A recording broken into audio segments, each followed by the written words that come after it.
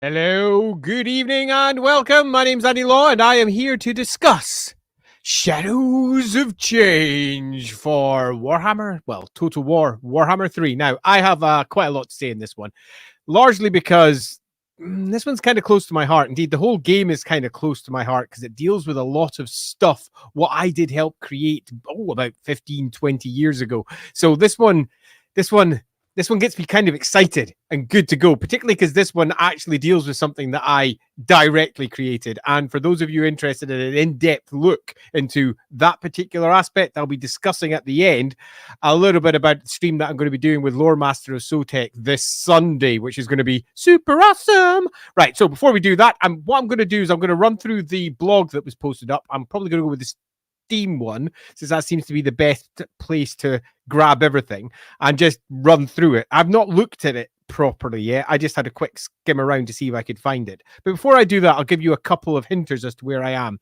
I played a lot of the previous Total War games, but I've not played this one much at all. And I'm about to start streaming it live, probably over on Twitch, since it seems to be a thing to do, and I keep on getting bugged by Lore Master Sotek about all the little nitty-gritty details that it does. I've just checked with my PC to see if it can run it. It can. I'm getting a new PC very soon anyway, but that's by the by.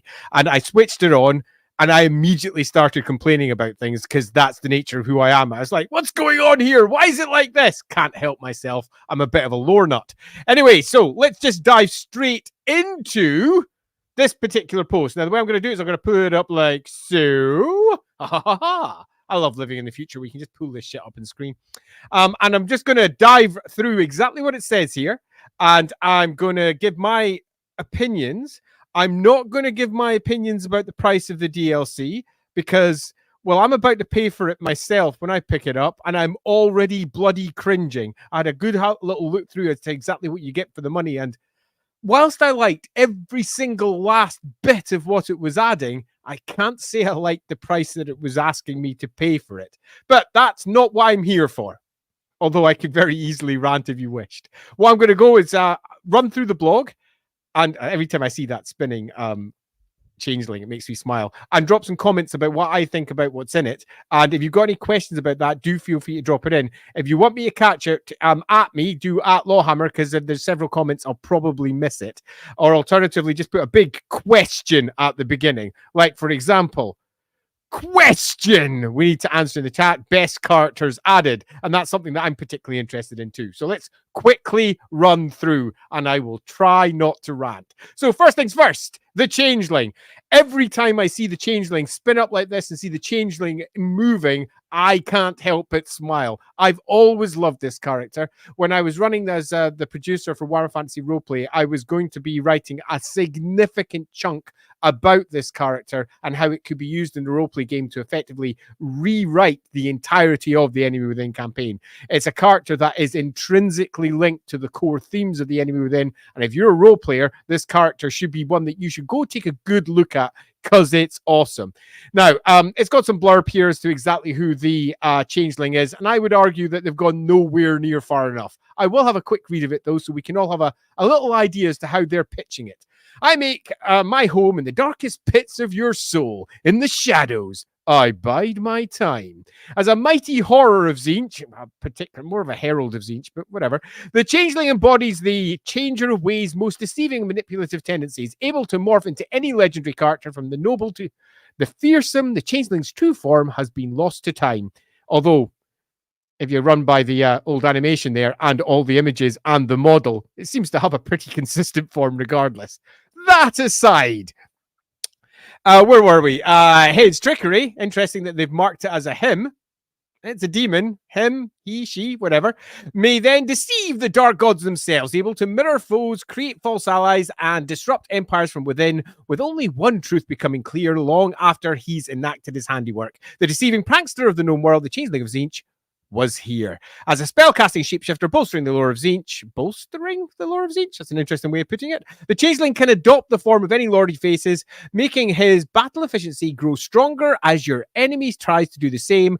When not fighting directly, he lingers in the shadows, stalking his prey and waiting for the optimal time to strike. Trust no one. Right, so my first thing I would say on this one is that they've pitched it very much at this game, and at this game, it's I'll replace a lord, and I'll have some funky little schemes and trickery bits, as it's about to detail here, I presume. But when you actually look into the background of the character, it's a little bit more than I can become someone else. The character frequently tricks their way into the very realms of the gods themselves, faces off against gods, and some believe may actually even be Tzeentch itself, because, well, it's that superbly capable at doing what it does. It has tricked the gods on multiple occasions, and its biggest, shall we say, fatal flaw is that it quickly grows bored. In that it'll steal in to do a particular thing, get bored halfway through, then fuck off, and then everyone else looks in going, well, what happened? That person isn't who they suspected. Perfectly pitched, though, I think, for this game, and I think it works in really nicely for this game in a similar fashion that you'd use it on our normal Warhammer battlefield. The schemes and trickeries, I'm going to have a read of this. Now, as someone who hasn't yet played Warhammer 3 that much, in that I've started it and whined about it, this is going to be interesting. Let's see if I get anything out of this. The Changeling's inscrutable. I do love the word inscrutable. It's normally applied to the Elder. And random nature is the perfect... Random. I'll be interested to see how they apply that. Is the perfect recipe for schemes and trickery. For the Changeling, the world is divided into theaters, large chunks of the map, segmented regions that contain schemes, both minor and pivotal. I can't even say pivotal. Fueled by an unending legion of tricksy cultists, to achieve his goals, he must first break a theater down through smaller, cheekier schemes by constructing buildings, by playing Warhammer, stealing identities, instigating tensions amongst otherwise civilized populations, culminating in a grand scheme and an epic battle for supremacy. We get the idea. Gold grimoires, rifts of plenty. So, yeah, it's got its own little mini game running on in the background, which I imagine won't be that big. We'll find out, I suppose, when we start playing it. With enough grand schemes, your final purpose is within reach. Conduct the ultimate scheme for the campaign victory. Yeah, fair enough. I'm just going to stop here and just look at the good old blue scribes, because I adore the blue scribes. And I am sorry to admit that when I played with the blue scribes in Warhammer, the actual tabletop game, I used to often say, when blue scribes go to war. And I did that, and I'm not ashamed to admit it. And I do not recommend you do it, because people look at you like you're an idiot. Anyway, blue scribes. Love the blue scribes. I trust they're just an extra little hero that can pop along. Yes, they are. On a desk, pardon me, not a blue desk.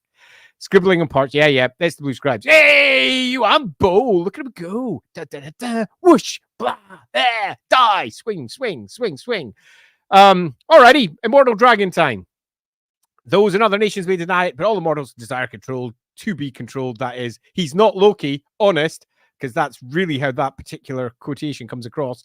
Ruling over Central Cathay, Yuan Bo, the Jade Dragon, leads the court of celestial sorcerers, a bureaucrat of the highest order on the surface, yes, but a talented spy master at heart. The Jade Dragon runs the city of Weijin, I'm probably pronouncing that wrong, and by extension is an administrator of the Cathay Empire, liked by all. The good of Grand Cathay is in capable hands. Interesting. So obviously another human stroke dragon. The Jade Dragon can be devastating in single target. No, that's no great surprise. Potent spellcaster with light. Excuse me, well, I just take a moment to take a look at that image. The first color that comes to mind while you're watching this, right? Everybody take a look. Do you think, yes, white? Oh, no, that was green. Let's try again. Okay, here it comes. Light magic. No, that was green again. Okay, that's an interesting choice, purely because thematically it looks mental. Light magic is very much the magic of, I suppose, disposing of demons, bringing illumination into everything, and it's a very hard, celestial chorus, I suppose. It's often tied to religion and purity in particular. I'm amused that the Jade Dragon does not have Jade mentioned. I mean, I suppose, and heavens. That's interesting. I'm going to have to, I suppose what they're doing is they're just keeping the different dragons with different winds, which is interesting. Anyway, it's happened. Stored above the battlefield is a dragon, burning down even the strongest enemy. Yeah, the normal stuff. Cathay stands, all the states. Yes. Control the state. Engage in it. Oh, so you're going to get yourself a spy game. and a chess match unlike any other with the matters of state as a master statesman, a right hand to the emperor, and a spy master. Yuan Bo's influence over the kingdom runs deep, with the power enact overt and covert policies across settlements, enemies, and even characters to best suit your empire's needs. Interesting little addition, even characters. Crack down on settlement corruption, crushed construction for your entire empire in a single move. A bunch of extra little mechanics. That'll be fun, I suppose. Now that I'm reaching this point, I'm already beginning to have an issue with both characters. These sound like they're going to be interesting mechanics. So we've got Tzeentch, the Changeling, bringing in some pretty awesome mechanics for fucking around and doing tricks. Now we've got ourselves a bunch of extra mechanics for playing around with Yuan Bo, but you're only going to be able to use them, I presume, if you're using those characters, which means quite a lot of work for subsystems that are barely going to see the light of day, given just how many characters there are available. I'll admit, perhaps I'm missing something. Power of the Compass. Oh, there's a bit that immediately interests me. If you saw my stream with Sotek concerning the Winds of Magic, here we go. It better be good. With a plan centuries in the making, under the request of Yuan Bo's father, the Jade Dragon is tasked with traveling to critical locations and constructing relays to empower the Jade Compass for defending them from a Lizardman incursion, destroy them in the plot. Oh, so basically, go there, build some bits, click some buttons, defend against the Lizardman attack. Lizardman.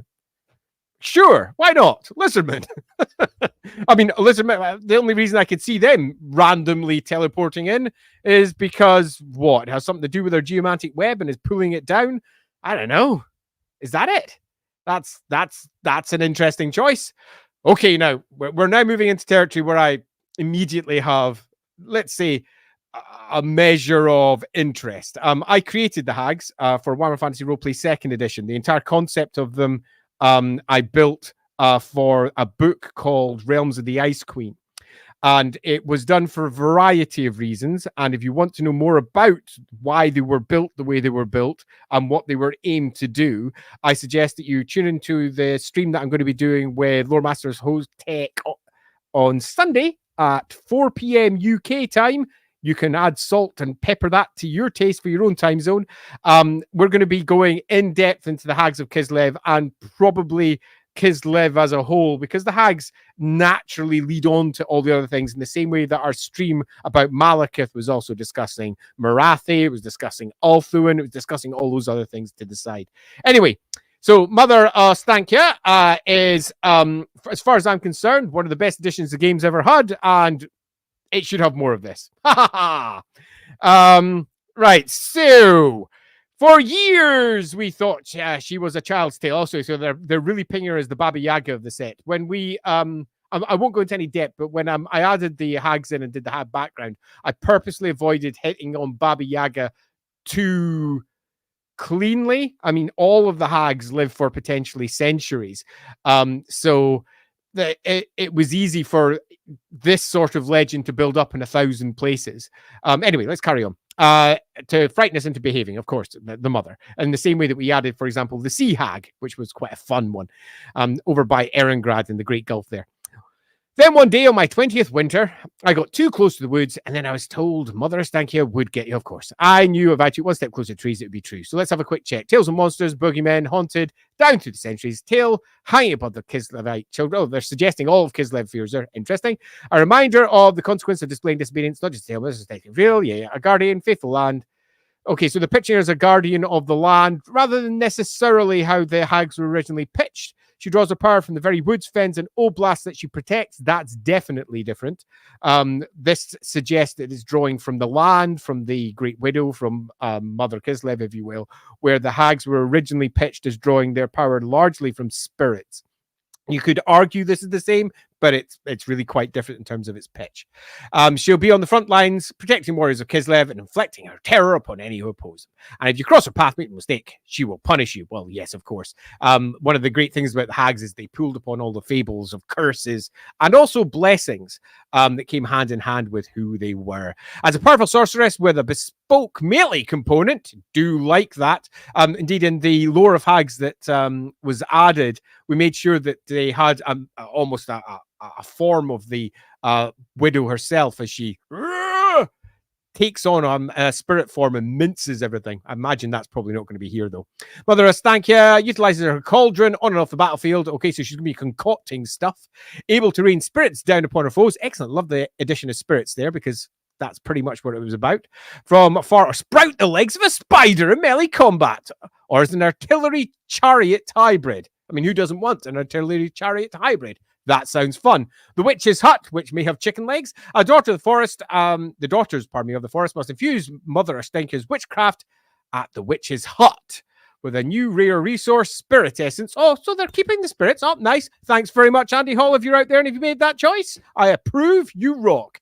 You can take advantage of ingredients gathered during your playthrough. Oh, they're even keeping ingredients in. Ingredients were a core component of attracting the spirit's attention for the way the hags were originally built. So that's a really nice extra detail. Gathered from your playthrough to create potent incantations used like hexes to vastly change the course of your entire campaign. So that's interesting. Looks like they're not so much going for a lore of hags as they're going for a whole bunch of extra spells and bits and bobs that sit on top. And I quite like that.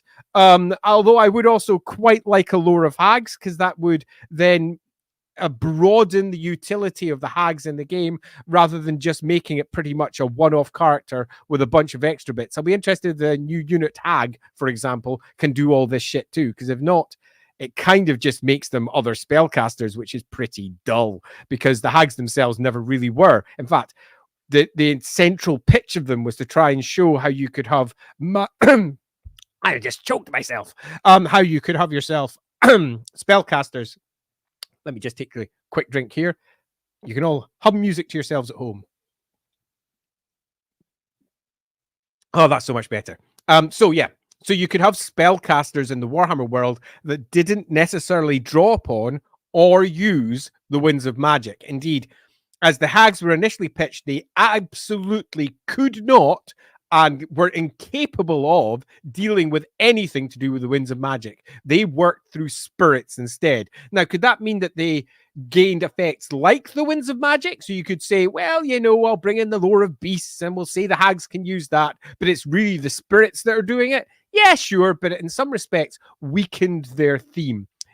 So yeah, that's it's a thing that they have chosen to do. So welcome World of Change with additional units for Tzeentch, Grand Cathay, and Kislev. Okay, so our three main characters are being added are Ostankya, Changeling, Bow, and we're getting some extra units. Field and Abomination with Mutalith Vortex Face. Yeah, fine. Horrific fusion of monster magic. Yeah, I've seen it. It looks all right. Created by the powers of chaos beyond any justifiable means. It brings. Yeah, that sounds good. It won't take a compass to find the new additions to the Cathayan roster. Oh, well done, copy text writer man.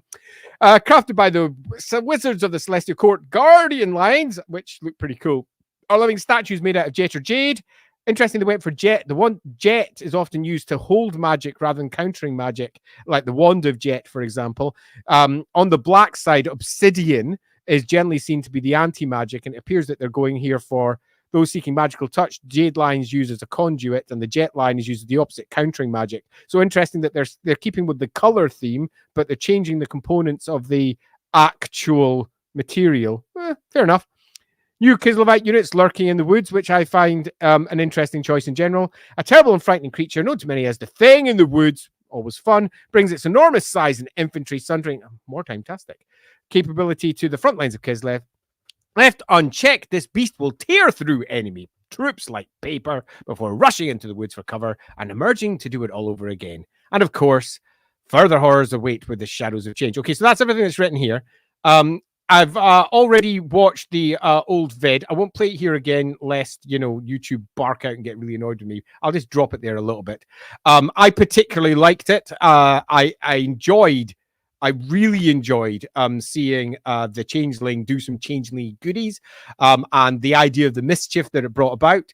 Parts I didn't enjoy were probably the Zangor. I found them pretty uninspired, dull. We're looking at the Beastmen of Tzeentch here, and they're often, particularly with, say, the Age of Sigmar variety, given those beaky details, given feathers, given something that just really adds a bit of extra character. And I found these ones relatively dull models. They weren't that interesting. They didn't excite me. They weren't bad or anything, but they can't exactly be said to be good either. Maybe I can fast forward to them just so that I can laugh at them again. Okay, laughing is a little bit unfortunate, and we shouldn't do that. Oh, look at the Ice Witch. See, here's a nice little detail with the Ice Witches. Before we did Realm of the Ice Queen, the Ice Witches weren't Ice Witches as we know today. What they were was a bunch of ice-wielding spellcasters from Kislev that were sort of shamanistic, with one example being the Ice Queen herself, who had rules from Warhammer 4th edition added to the Empire Army list. And it was released before the box set for Magic, well, just after the box set for Magic, pardon me, and the whole concept of the Winds of Magic then having this ice magic as one extra thing was new and fresh and interesting.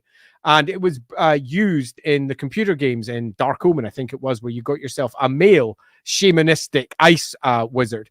And that Dark Omen representation was very different and closer in some respects to almost an amber wizard, but doing ice instead. And that was quite fun. But when I sat down and I said, right, we're going to be redoing all of the witches, one of the core concepts was to reinforce the ice court and the political machinations that come from that. And for that, you generally require a core, well, for anything when you're adding it, you require core conflicts. And the core conflict that we added here was the idea that men were perceived as being too weak, being too overridden by their anger or their passions to wield magic. That was not their strength. Women were the ones who could control that. And it was integrated into their very thought processes, right down to the very source point of Kislev itself. The ancient widow that lay beneath Kislev and froze it all and perhaps gave them their ice magic. So that was dropped in. The hags had a very similar belief as well, and they had it for different reasons, again in the same place, influenced by many of the same spirits. And that became a core to how we built the ice court and how we built the ice witches. And all the ice witches went from being potentially shamanistic into a far different construct, where the ice witches were the Gospodar version of, I don't know. I mean, if you want to see another, I mean, you could almost claim they're sort of similar to the Aes Sedai, for example, from the Wheel of Time. That would be one way of looking at it, although they certainly weren't inspired by that to any degree. But that's a good place to at least begin to try and understand exactly how they appear. I do love, just look at her there with a big smile on her face.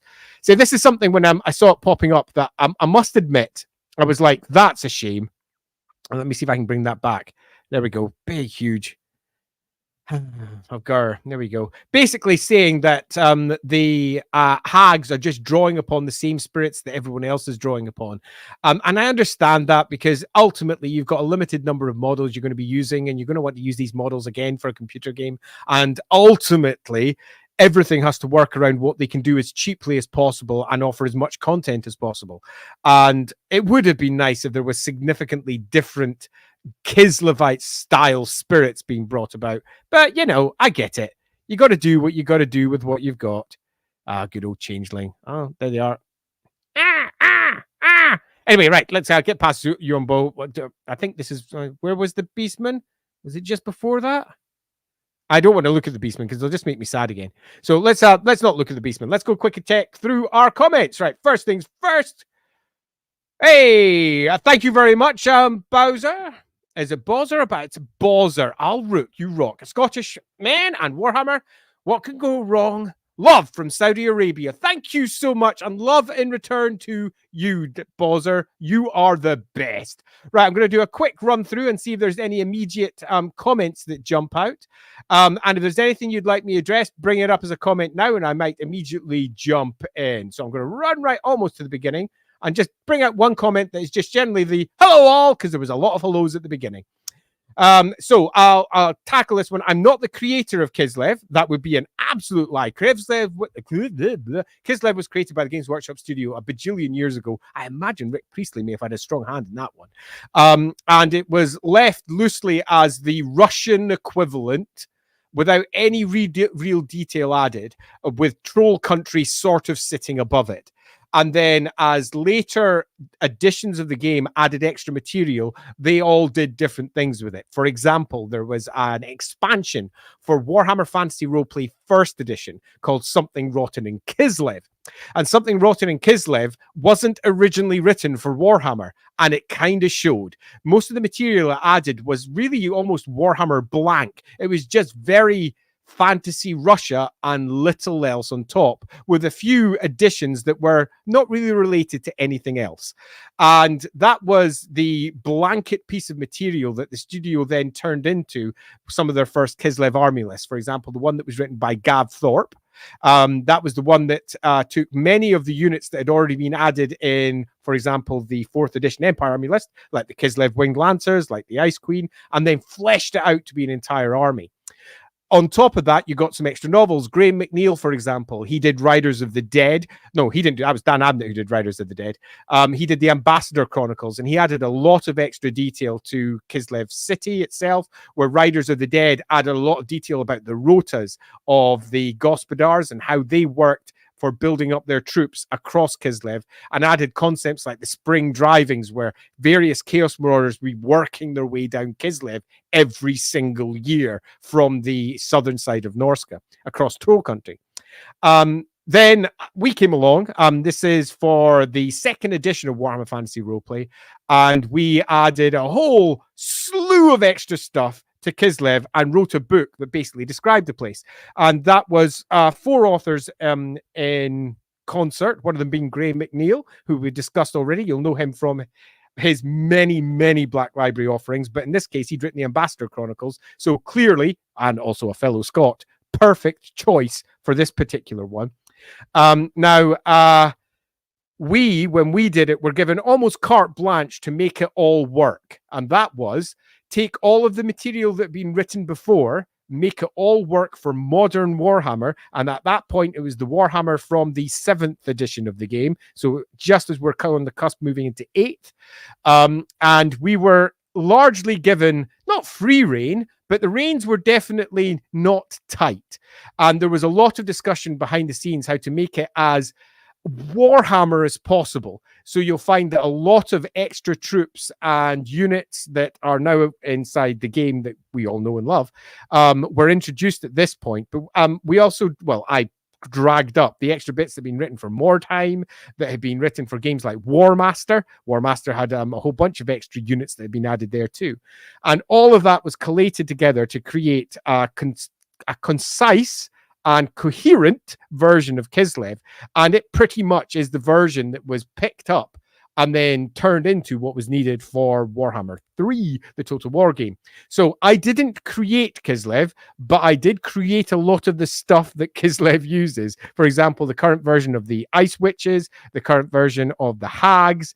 I created that version, and they've been picked up by Creative Assembly and turned into something new and exciting. And that, for me, is as exciting as writing it myself, because seeing how other people reimagine what you've created is, for me, just a joy. I love it. Seeing, for example, Mother Ostankya, and seeing how she has taken on a great deal of what I'd written before, but been adapted so it can best fit into the models that they already have for Warhammer 3. For me, it's just super exciting because they're merging the two. I presume that they're going to end up with hags that have winds of magic like everybody else, using, I don't know, I imagine it's already been released somewhere, but I imagine it's going to be something like Shadow for the Tricksy Spirit side, maybe Beast, and maybe Life. That seems a good combo. Maybe they'll have something else. If anyone can confirm that, and that'd be awesome. Okay. Mother Ostankya is hereby called Babushka Prime. I think that's fair.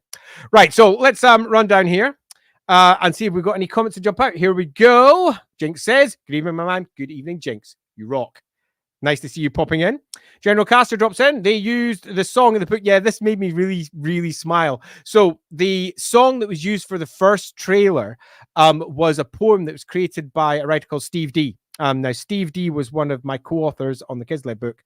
That was me, Steve D, Graham McNeil, and David Chart. And we all worked on different parts, but we were in constant communication as we were deciding exactly how each part would manifest. And that was a poem that Steve had written, and it was just beautiful to see that get reimagined into a song and then reimagined into heavy rock. It was awesome. Super awesome, in fact. Really loved it. Lizardmen, because they put the Wonder in the Southeastern Cathay. Well, there we go. I was unaware of that. You'll find that my awareness of some of the deeper lore of the third game is still weak. I will be patching this up like mad. So yeah, let's see what Mr. Vaughan says there. The elemental winds of Cathay related to Yuan Bo is the winds of light and the winds, stone heavens, and they're both yang aligned. And indeed, and still nevertheless, massively bemused that the Jade Dragon has no Jade. Now, I imagine there's lots of good reasons for that. It's just I can't help but be bemused by it. It does seem implied that dragons are attacking the geomantic web. It does seem that, or alternatively attempting to use it for one end or another. I like that. I like that it gives them an excuse for conflict with the lizardmen. As I said, when you're creating background, one of the core things you want to do is try and create fascinating and interesting stories, and at the heart of those is generally always conflict of some kind, somebody wanting something which really disputes with somebody else, and this creates a core conflict between these two factions, and I love that. So let's see if my name is there. I have a quick ping there. And speaking of the hags, Andy, apparently they'll be casting Lore of Beasts in battle. There you go. That doesn't surprise me. Liam Bridgman says, question, how and when were incarnate beasts used in the lore? Sorry for bad spelling. So this is actually a longer question than it first appears, because the concepts of incarnate elementals, the concept of it has been around since almost the beginning of Warhammer. Now, not the beginning of the battle game, but we're talking about 3rd edition battle game onwards and the 1st edition of the roleplay game and onwards. It's just, what does the incarnate elementally nature of its existence mean? But it's been around for a long time. In terms of its current version, it got pretty much added right at the very end of Warhammer. So slightly different there. Have you watched the announcement trailer for it? Yes, I have. And I enjoyed it more than it deserved, in that it was a pretty simple, here's a thing, it's a trickster. Here's a bunch of things hitting each other. The end! Yay! And yes, of course, you get to see all the cool new stuff, but it wasn't exactly the most story-laden of events, unlike, say, for example, the nice little story that was added for Yuan Bo, which I would just like to add, hire an editor, whoever commissioned that. I found that a difficult read, not because of the content was cool, but because of all the grammatical I'm going to bring out one issue that really bugged me. The gaggle. There was a gaggle of onyx. I can't even bring myself to say it. When you have a collective noun like murder for these creatures, why aren't you using that? Now, you might have a good reason, but you can't use gaggle because that means geese. And all I got was this image of a bunch of black geese. Right, let's just get off that story. It bugged me no end. This is something that makes me super happy. Do we have any pictures of Acold yet? Because this actually makes me delighted. I have painted the Acold Hellbrass miniature more times than I care to mention. I love Acold. He's the best. What I particularly loved about it was he did something that at the time of his release was quite rare, which was take chaos and show how it could manifest differently, and showing how Acold, a bad guy, could bring life. And that was, at the time, relatively unique, because the vast majority of the Chaos editions at the time were all about, and solely about, corruption, mutation, and dissolution.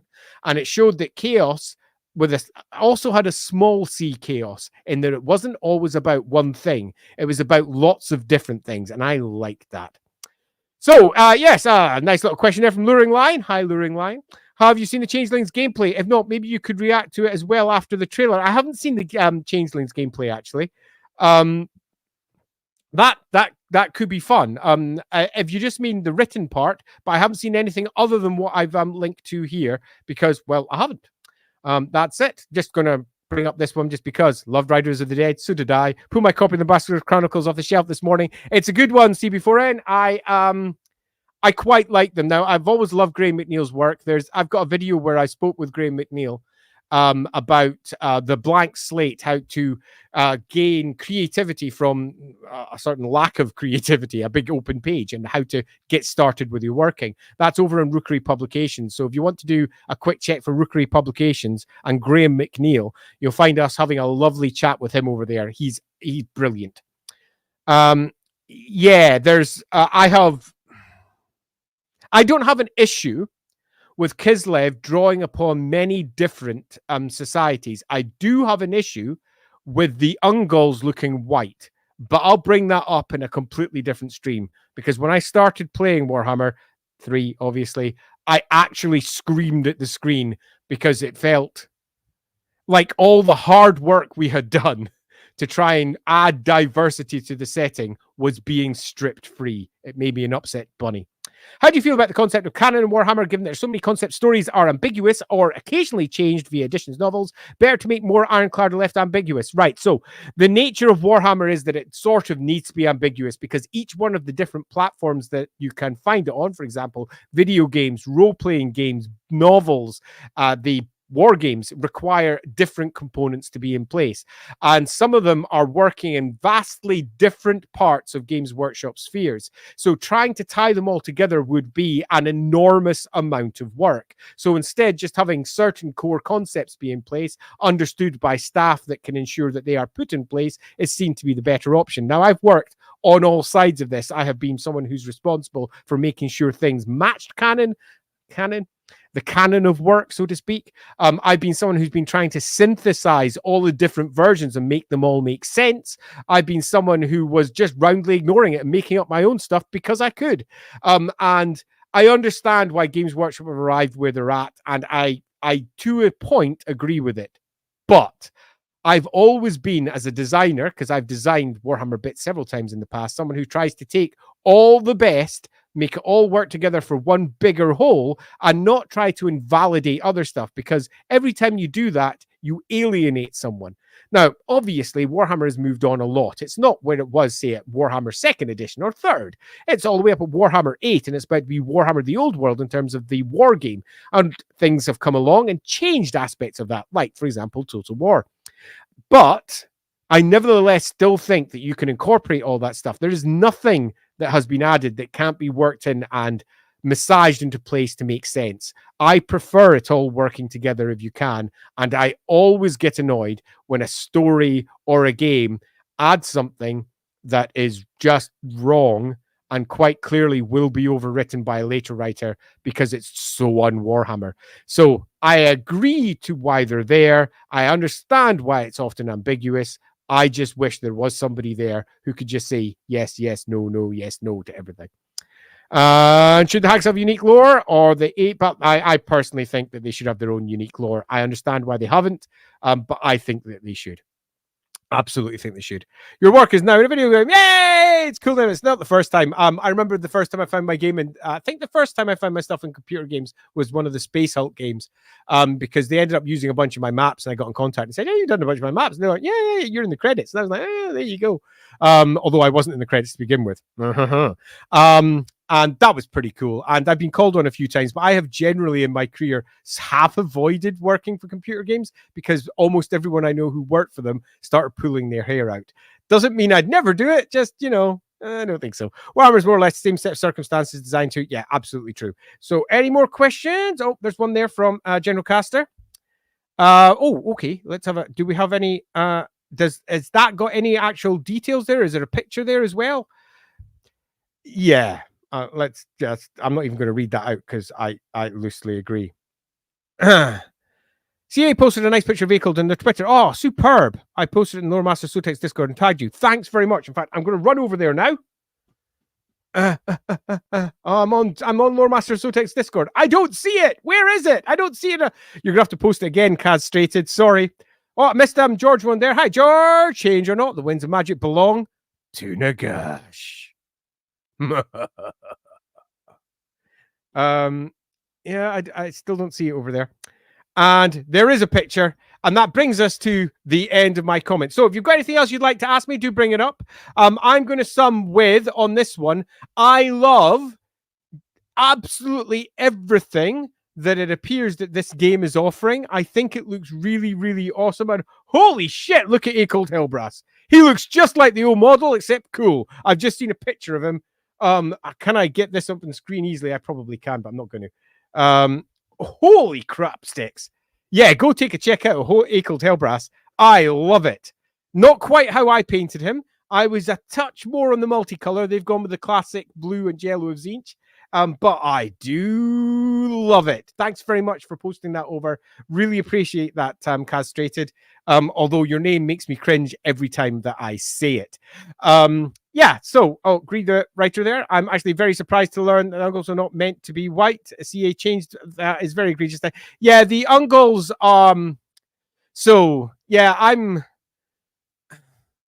Well, I purposely made sure very clearly that the Ungals, which were pitched as, in terms of their models that were Ungol, like, for example, the Kislevite horse archers, they are very much like the steppes nomads, the Mongols that came over.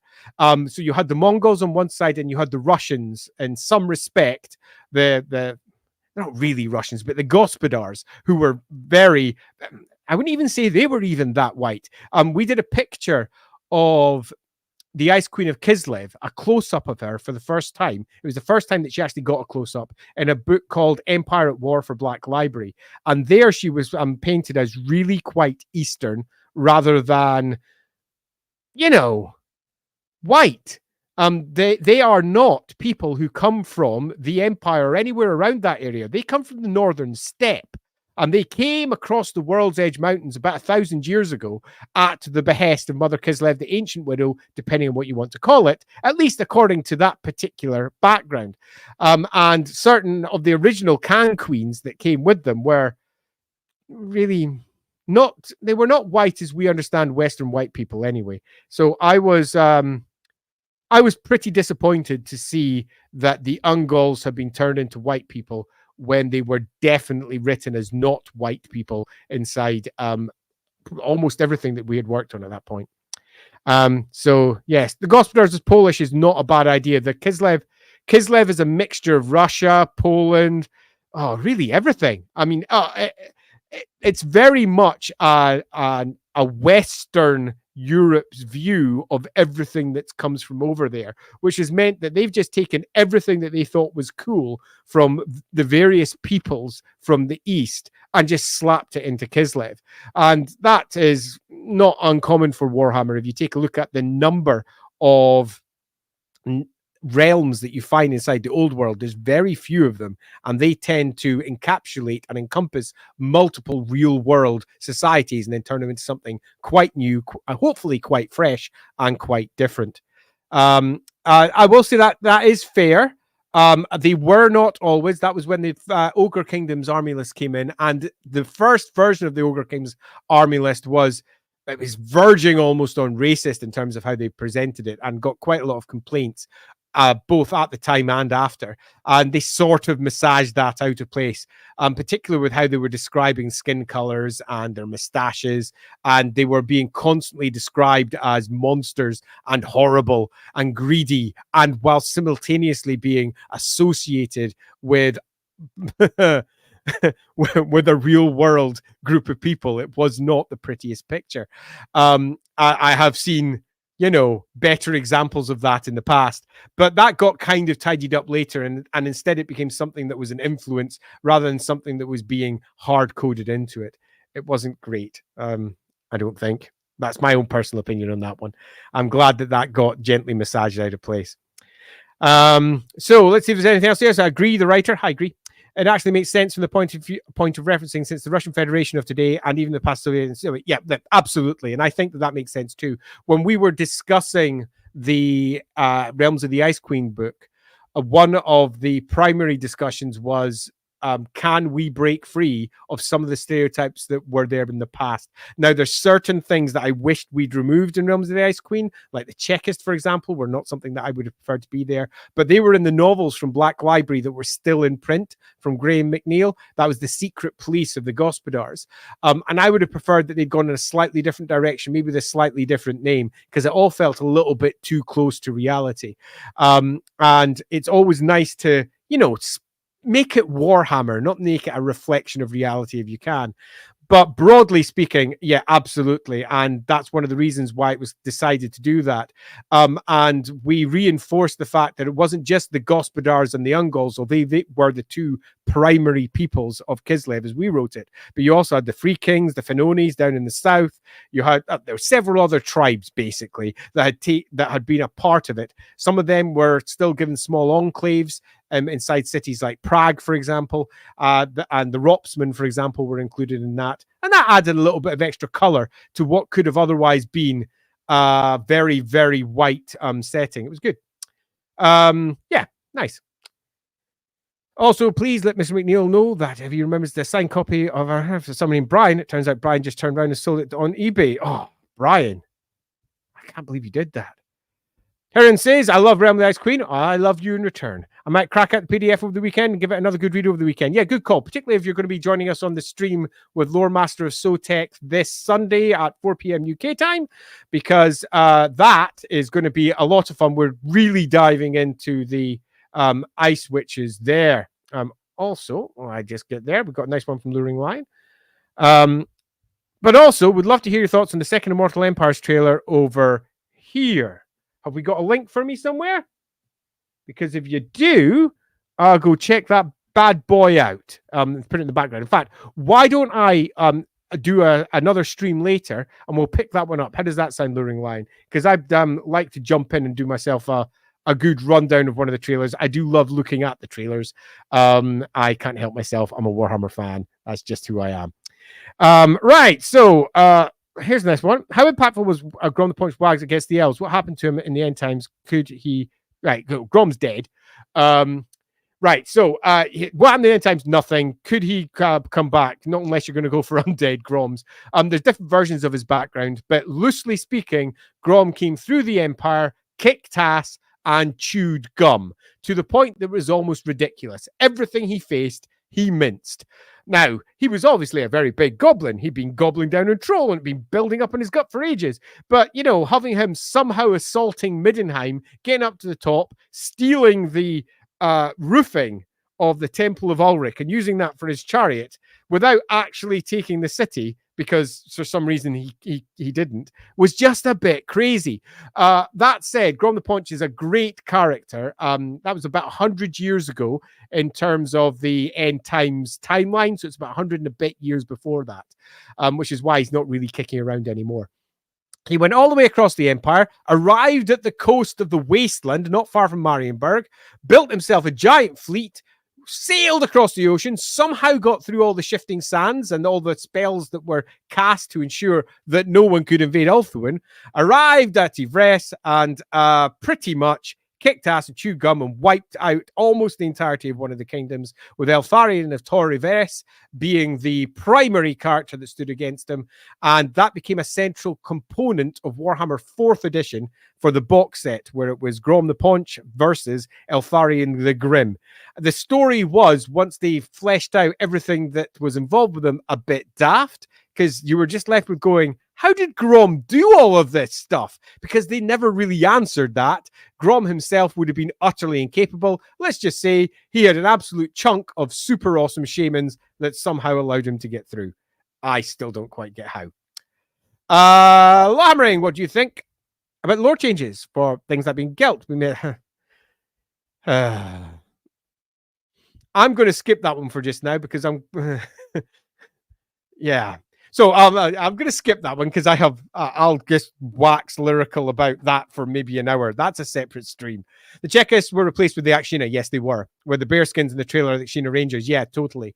A completely different thing. And I think they were right to change it. I'm just not sure that they changed it in a way that really matches the Gospodar character. And that's probably because it's really the Ungol character. And that doesn't really match them either. I've not read enough about the Akshina to be fully happy with it as of yet, but there's definitely something in there that, like Rural Secret Police, indeed. The Ice Guard now serves as Arena's interest within the civilized world. Yeah. I've yet to read it. I will give a stronger opinion when I have read it properly, which is going to be when I play through all the game. Heron says, Gone vanished a fair bit for the end times kicked off, so it didn't feature. Absolutely. Right. So let's see if there's anything else. Just to answer there from Luring Line, works for me. Good, glad to hear it. I love the Total War trailers, me too, but the one especially. Hope you'll still give the Changeling gameplay a look for this stream, though.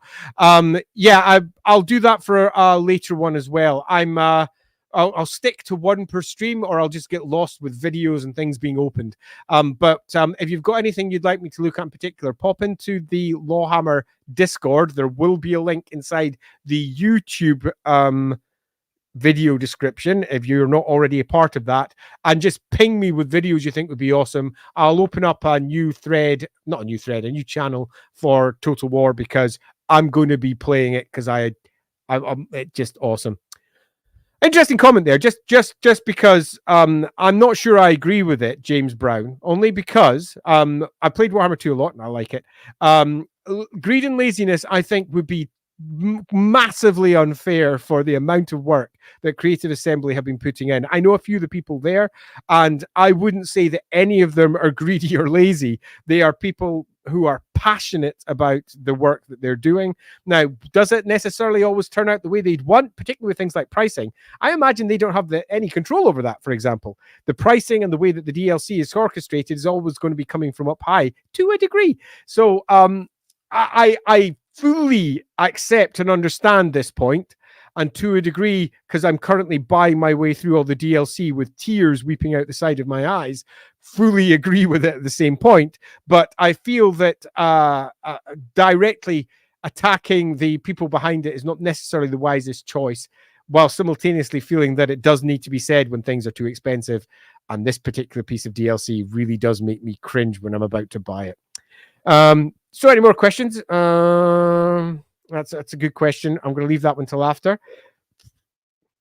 General opinion, Grand Cathay. Are you liking the lore narrative direction they've been taking Warhammer Civilization so far? Yes. I'm currently making a version of Nippon for my own personal role-playing games. Now, if you don't role-play and you're only playing the war game, this will be just mental to you. But I roleplay. I created the current version of the roleplay. I was one of the designers on that. And that's very much an area where you create stuff that you need as and when you need it. And I'm currently building a version of Nippon. Now, my version of Nippon will obviously be completely different to what Games Workshop eventually creates, because we're just making it up for our streams. And you're very welcome to come along to our streams if you want to watch somebody role-playing. If you've never watched role-playing before, we do a pretty damn good job at it. I've been role-playing for about 30, 40, too many years than I really want to admit. I'm old. Come watch an old guy play games and have a lot of fun. But I actually adore what they're doing on Grand Cathay. Would I have done it the same way? No. But that's part of the joy of it. I can look at it. I can criticize the bits I don't like. I can really enjoy the bits I do like. When it comes to putting it into my own game, I'll use it all and perhaps modify a few bits to make sure it matches everything that I like. Would I, for example, have called a character the Jade Dragon and had nothing to do with the Jade Wind? Probably not. I literally couldn't have done it. It makes my brain explode. But I understand why they did it, particularly given how they split the winds up. Yeah, totally. Oh, I would love to see Ulrich as a future discussion topic. Now, I love Ulrich. For those of you who don't know, Ulrich is the god of winter, war, and wolves in the old world, particularly worshipped in the north of the old world, across the north of the Empire and into parts of Norska. And I wrote and massively upgraded the Ulrican material for the fantasy roleplay game in the second edition, and to a degree into the fourth as well. And I just really like the god. Admittedly, I like quite a lot of the gods because I've written a lot of material for all of them, but Ulrich in particular really does make me smile. Right, so is there anything else we'll bring up? Can I give you a random fact about Queek? He's my favorite character. I'm going to give you an unexpected random fact. In fact, it's not unexpected because I imagine you know this already, Servant of Sotek, but I'm going to say it anyway. So Queek, the lore master of Sotek, intends to do a giant video about Queek. I can't even say it, about Queek, and has confirmed that he'll do it if my channel gets 5k followers. It's only 5k. Surely that's not too bad. So if you want it to happen, go tell all your friends to subscribe to this channel on YouTube. Lawhammer over on YouTube. Go subscribe. Do you see how I segued straight into that? It was smooth, man. totally smooth. That's my way of saying, please like, subscribe, do all those things that people do. I'm going to have a quick check at what General Caster has to say. Hello, General Caster. Speaking of the lectures, what do you think of only Carl and Boris being unique characters? Boris isn't even playable without mods, and even Von Leibowitz gets gender swapped to a dude. That makes my blood boil. Gender swapping literally makes my blood boil. Just See, now Emmanuel von Leibowitz is one of my favorite characters, for a variety of reasons, particularly because she was so poorly written in some books that it was really nice to come back and build a version of Emmanuel that just was awesome and was a proper reflection of a complicated human being inside the Warhammer world. I loved that character, and flipping her just actually, I'm okay, right. Okay, I'm calm. I'm calm. So I understand why they can only have so many electors in, because you only have so many assets that you can add to a game, and it's not easy building a giant game, even when you have all the staff in the world. So would I have chosen Carl and Boris? Possibly, because they stand as a classic dichotomy between two versions of the Empire, with the Northern Ulrican version and the Sigmarite version sitting in the center. Would I have liked to have seen more? Yeah, sure. But don't we always want more content? Isn't that pretty much how we're all programmed? Could I have written a whole variety of cool extra new characters for it? Yeah, sure. It would have been super awesome, but I fully understand why there isn't quite as many. It makes me a little bit sad, but I get it. Tweak! Tweak can't take in my game, in my Lawhammer game, there are some Skaven. You'll know which episode it's in because I drew a Skaven and I put it on the thumbnail image for it. And one Skaven in there gets one of the characters' names very wrong because Reichspiel is not its native language. And it's a very similar joke to that. And it was very amusing at the time. Right. So, yes, it is amazing. Everybody should subscribe to my channel to get more Tweak Head Taker. Skaven only have good characters. Actually, I kind of agree with that. I love the Skaven. My biggest army for Skaven was around about 25,000 points. For those of you who are aware of the old Warhammer points, I loved them. I had a Tweak Head Taker. That one was nicely painted as well. My favorite of them was my own Grey Seer that I put on a Manticore, because you could do that back then, and that was awesome. Let me just pull up there from Hammond. Thank you very much, Hammond. You say that you were the character body modification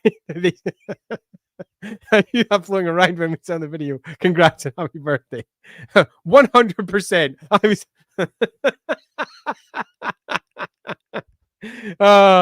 love it. Let me just double check this one because there's some clarification here. Emmanuel von Leibowitz's case is not a gender swap. Thank the gods. CA just didn't want to do a special model voice acting for Emmanuel and just added a random Empire general with the same surname. That is weak sauce, but I totally get it. It's weak sauce. I would have rather gone for a different name.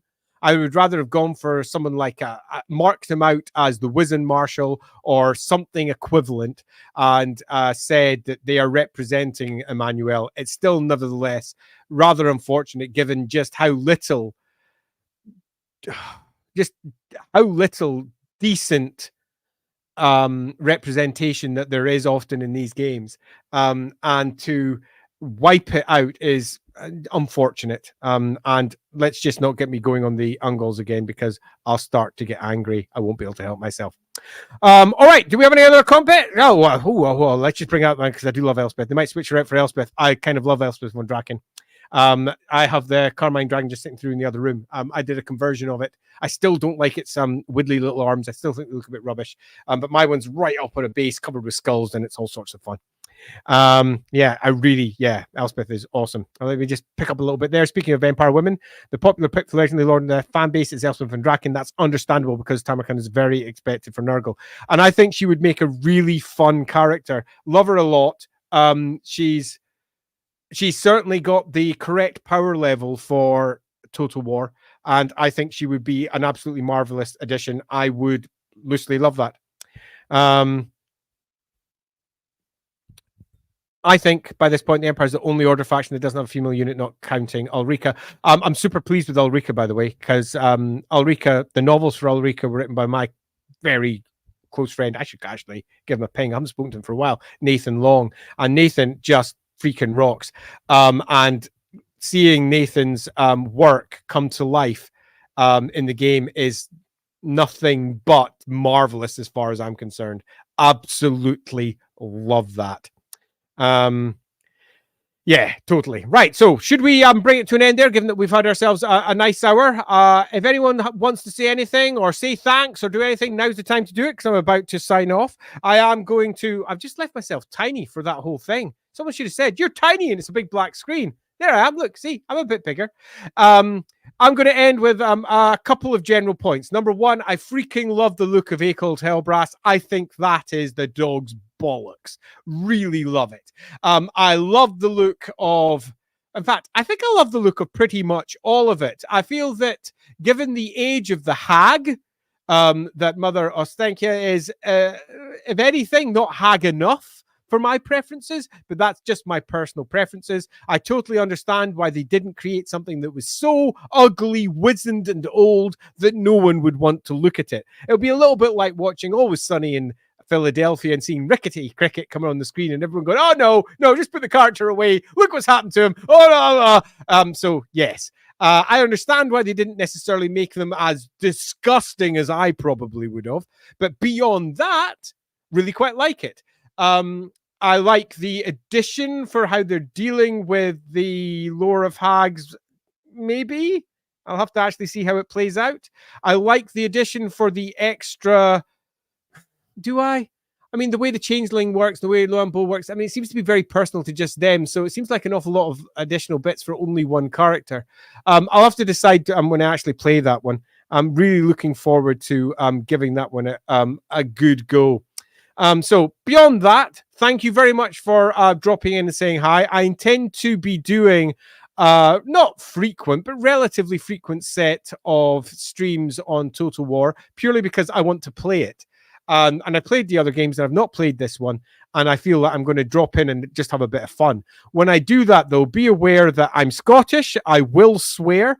When they do things I don't like, which is going to happen a lot because they're restricted by the fact that they're building a war game with a very limited number of models. But whenever they do something that uses a rule that makes me go, I will whine and bitch about that, and quite happily explain why I think it's wrong and why it should be something different. I fully intend to play through the tutorial at the beginning as my first stream, and then just keep on going and seeing where it ends up until I've had a good go at most of the shit that the game has to offer. So I'll probably be doing that mostly over on Twitch because I see no reason to have them all sitting up on YouTube for perpetuity. So I'll just stream away over there playing games, having a larf. And I've also been slightly pressured by Sotek because he wants me to catch up on all the extra lore from that game so that we can discuss it, obviously. But he also wants to play with me every once in a while because that would be awesome. And I agree. So I'll be doing that. On top of that, inevitably, I'm going to hit some points where I see something that I disagree with, and I might feel the need to do a proper stream sort of like this, or whenever a new piece of content comes out, I might do a stream sort of like this. And whenever I feel like there's something that I can move into my other games, for example, I play the role-playing game all the time. If you've never played the role-playing game, do go take a check at our actual play, which is in the YouTube version of it, because I'm currently out on YouTube and Twitch just now, obviously. But do pop over to YouTube and try out the watching the roleplay game to see if you like it. I've been playing that game for 20 years, know it pretty well. So if you've got anything that you would like me to bring up in that, drop into my Discord channel. Well, the Lawhammer Discord channel. It's not really mine. It's all of us who are playing Lawhammer. Drop in there and do a quick question. After this stream, I'm going to open up a new channel over there for Total War so that we can have nice little discussions about that, should you wish to do so. I'll also be over in Lore Master's Chamber a lot as well. So that's, I think he's got Lore Seeker's Chamber. Is that what he called it? Can't recall. But I'll be over in his Discord channel as well because I'm obviously streaming with him every week. And it's nice to just drop in and say, hi! So I'll be doing that too. I also stream other stuff though. I stream with Inside the Rookery every single Saturday, although we're on a break just now. This Saturday's episode is a super special one just for patrons, where I'm going to be teaching people how to write up locations for their own games, which is something that I do professionally. So that's going to be super fun. That's this Saturday. I also obviously stream with the Lorehammer every Friday, and we'll be streaming tomorrow, indeed. Tomorrow at 7 p.m. on Twitch, only Twitch, where we're going to be moving on with episode 13, which is going to be unlucky for my players. Just saying. Let me just do a quick sorry for Kapesh there. Kapesh88, I apologize. You did, but it is on YouTube right now, so you'll be able to watch it the second I sign off. So other than that, thanks very much for you all coming along. That was an absolute joy. If you have enjoyed this and would like me to do more, please do drop comments and say, Andy, do more, because I will. You know how I'm an easygoing guy. If anybody says, I like this thing, I'll do more of that thing. Because most evenings after I finish my work, I'm just sitting by the computer, tapping away, doing something fun, and I'm more than happy to drop in and possibly play a game for a bit or discuss some ancient and forgotten lore. Other than that, it was an absolute joy seeing you all. I'll see you all later. Bye all!